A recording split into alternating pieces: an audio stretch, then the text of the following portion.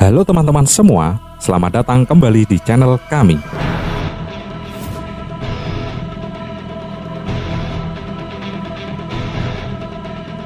Sepanjang sejarah dunia, wanita selalu menjadi nomor 2 dan berada di belakang laki-laki.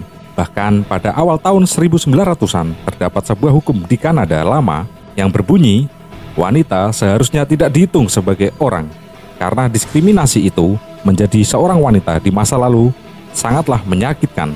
Namun, seiring waktu berjalan serta bermunculannya pelopor wanita pengubah sejarah, keberadaan dan status wanita pun mulai diperhitungkan. Wanita-wanita di video ini adalah beberapa di antara wanita hebat sepanjang sejarah yang berprofesi sebagai prajurit atau pejuang militer yang tangguh dan berani. Mereka mampu menembus dominasi para ksatria pria pada masanya, tak hanya dengan kecerdasan dalam memimpin pasukan, namun juga kemampuan mereka untuk bertempur di medan perang yang amat disegani oleh lawan-lawannya. Inilah para ksatria wanita yang paling melegenda di dunia.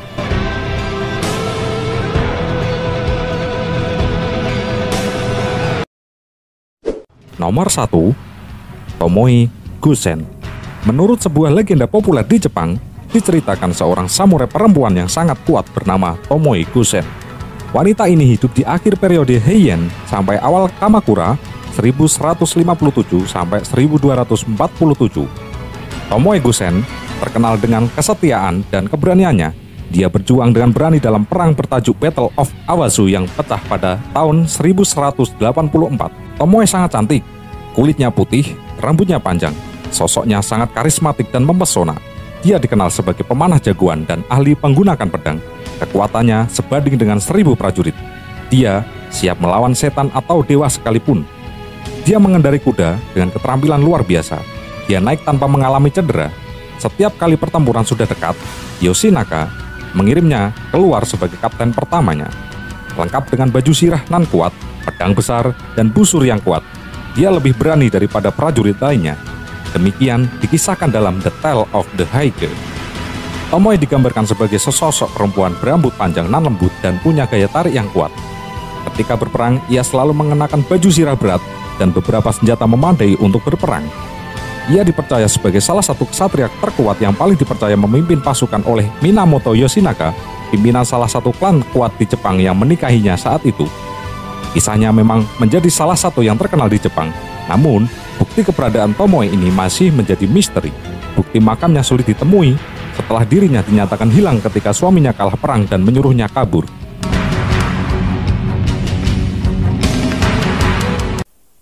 Dua, Trieu Thi Trinh. Terlahir pada abad ketiga di distrik Trieu Son di Provinsi Thanh Hoa sekarang di Vietnam Utara, Trieu Thi Trinh merupakan ksatria wanita Vietnam yang berhasil mengakhiri kependudukan kerajaan Wu di negaranya. Terlahir dari keluarga biasa-biasa saja, Trinh sudah harus menjadi seorang yatim sejak usia dini.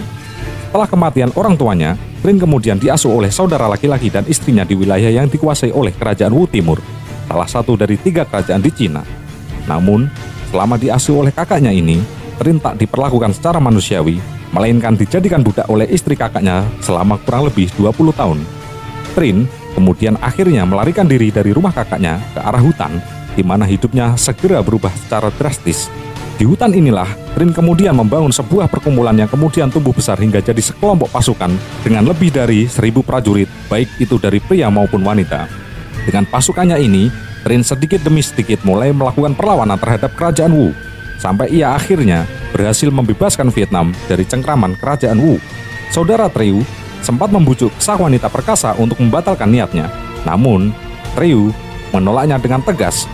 Saya tidak akan mundur bersama para wanita yang menundukkan kepala mereka dan pasrah menjadi selir. Saya ingin menaiki prahara, menjinakkan gelombang, membunuh hiu. Saya tidak memiliki keinginan untuk dianiaya. Dilansir History, Trieu digambarkan sebagai wanita bertubuh raksasa. Suaranya menggelegar bagaikan genta dan tatapannya mampu membuat pasukan musuh gentar. Dia kerap menggunakan baju sirah keemasan, membawa 2 bilah pedang, dan mengendarai seekor gajah saat berperang. Berkat semangat dan wibawa Trieu dalam memimpin pasukan Wu berhasil dipukul mundur. Sepanjang hidupnya, Trieu sudah pernah berlaga di 30 pertempuran. Dia tewas dalam pertempuran saat usianya masih 23 tahun, namun namanya tetap dipuja oleh warga Vietnam hingga saat ini. terutama karena jiwa patriotis dan pemikirannya yang sangat feminis untuk ukuran zaman itu.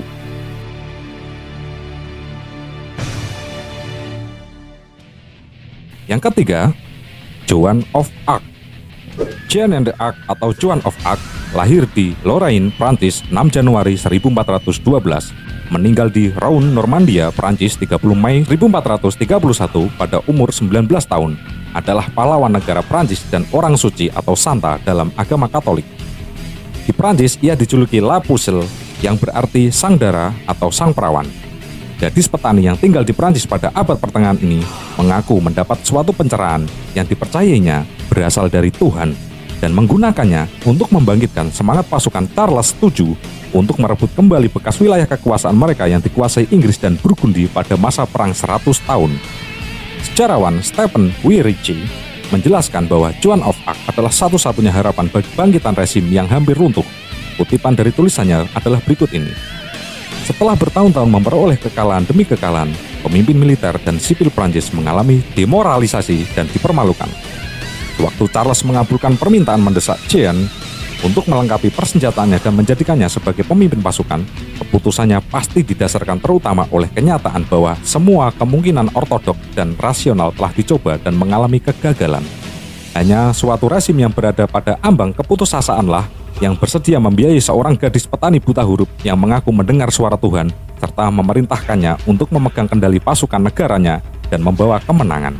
Joan ditugaskan untuk melakukan pengepungan terhadap Orleans oleh Raja Charles VII sebagai upaya pembebasannya kota itu. Ia menjadi terkenal karena berhasil mengakhiri pengepungan dalam tempo hanya 9 hari. Kemenangan-kemenangan lain yang diperolehnya akhirnya berhasil mengantar pemahkotaan Charles VII di Reims.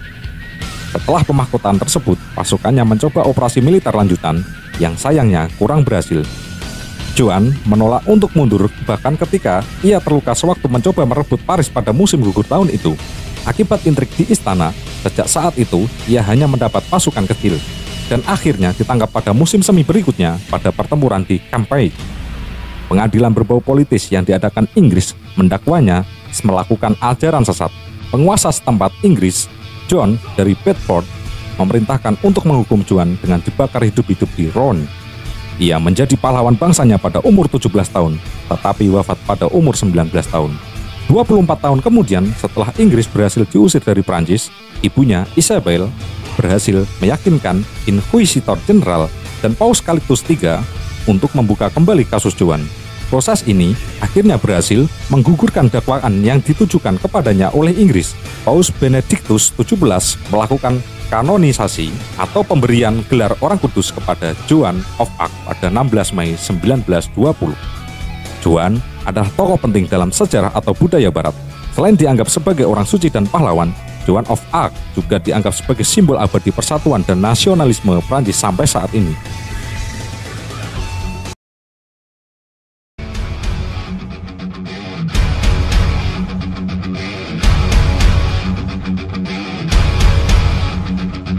Boudica. Kami orang Inggris terbiasa berperang dipimpin oleh komandan wanita. Menurut sejarawan kuno Tacitus, ini adalah kata-kata yang digunakan Ratu Boudica saat membakar semangat pasukannya melawan Romawi.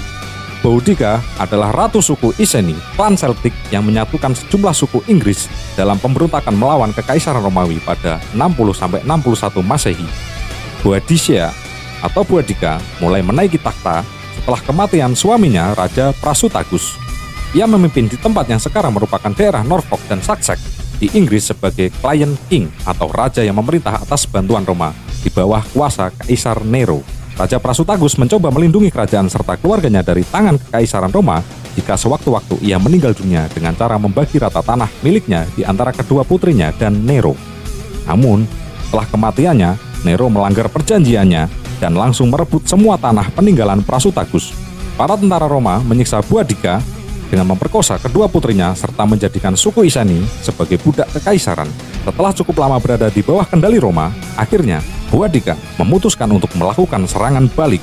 Sementara orang Romawi sibuk melawan para Druid, Boudica segera mulai membentuk pasukannya untuk memberontak.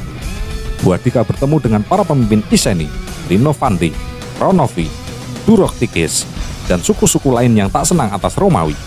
Mereka kemudian sepakat untuk memberontak dan mengusir orang Roma dan Boudicca dipilih sebagai pemimpinnya, ia berhasil menghimpun pasukan berjumlah sekitar 100.000 orang untuk mengusir para tentara Roma yang telah menghancurkan suku Iceni.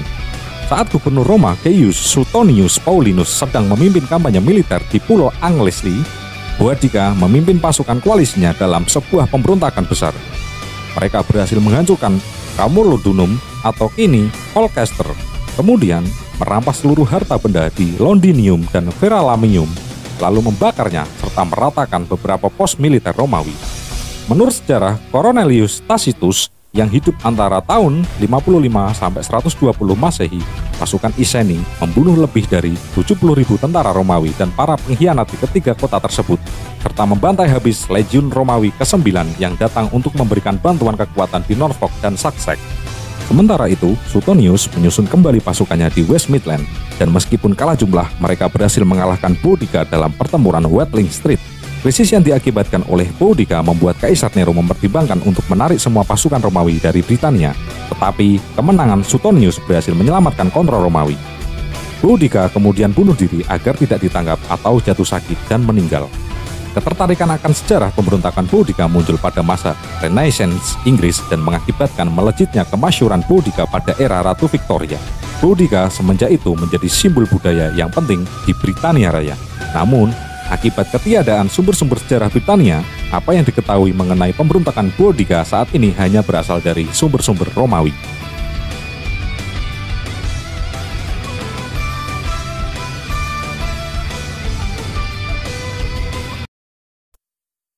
Nomor 5. Laksamana Malahayati.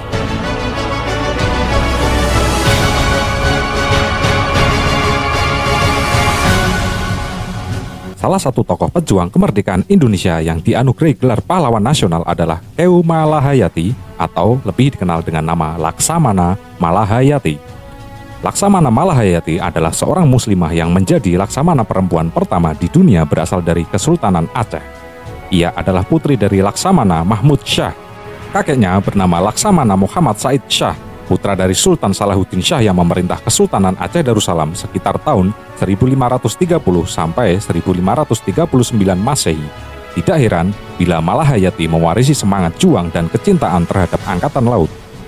Sultan Salahuddin Shah merupakan putra dari Sultan Ibrahim Ali Muqyad Shah 1513 sampai 1530 Masehi yang merupakan pendiri Kesultanan Aceh Darussalam. Dari silsilah tersebut dapat diketahui bahwa Laksamana Malahayati merupakan keturunan darah biru. Malahayati sempat mengecap militer di Akademi Militer Mahal Baitul Maqdis. Di sana pula ia menjalin hubungan dengan perwira senior yang lantas menjadi suaminya. Pada tahun 1585 sampai 1604, ia memegang jabatan Kepala Barisan Pengawal Istana Panglima Rahasia dan Panglima Protokol Pemerintah dari Sultan Sayyidil Mukamil Alauddin Riayat Shah IV. Karirnya di medan tempur berawal dari dibentuknya pasukan Inong Bale, armada pelayaran beranggotakan janda-janda pahlawan yang telah syahid. Ia sendiri kehilangan suaminya yang gugur dalam pertempuran melawan Portugis di Teluk Haru. Pangkalannya terletak di Teluk Lampreh, Preung Raya. Mereka memiliki 100 kapal dengan kapasitas 400 sampai 500 orang. Masing-masing kapal juga sudah dilengkapi dengan meriam. Cornelis de Houtman, penjelajah Belanda pertama yang tiba di Indonesia, menjadi salah satu seorang yang tahu betul rasanya digebuk pasukan Malahayati. Saat berupaya menggoyang Aceh pada tahun 1599, pasukan Cornelis de Houtman justru porak-poranda. Ia berhasil menewaskan Cornelis de Houtman dalam pertempuran 1 lawan 1 di geladak kapal dan mendapat gelar Laksamana untuk keberaniannya ini. Sehingga ia kemudian lebih dikenal dengan Laksamana Malahayati. Setelah armada pimpinan Cornelis de Houtman berhasil dikalahkan oleh Malahayati, giliran pasukan Paulus van Caerden yang mencoba menerobos perairan Aceh pada tahun 1600. Mereka menjarah dan menenggelamkan kapal bermuatan rempah, membuat Raja Aceh naik pitam. Tantangan ini langsung dijawab Malahayati dengan memerintahkan penangkapan Laksamana Belanda Jacob van Neck pada tahun 1601. Perlawanan sengit dari armada Malahayati dan ancaman Spanyol membuat Belanda menyerah. Penguasa negeri kincir angin tersebut, Maurits van Orange, mengirim utusan diplomatik beserta surat permintaan maaf kepada Kerajaan Aceh. Kedua utusan tersebut ditemui oleh Malahayati sendiri dan berbuah kesepakatan gencatan senjata.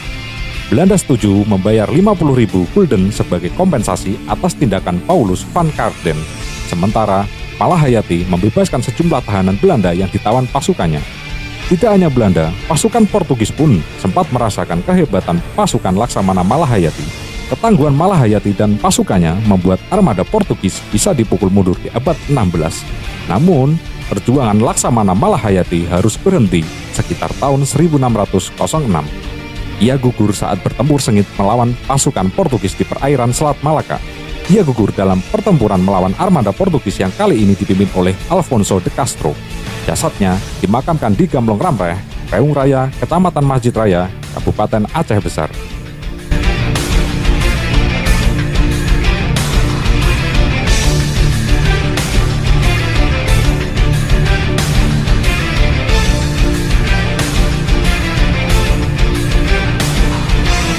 Demikian informasi yang bisa kami sajikan dari part pertama.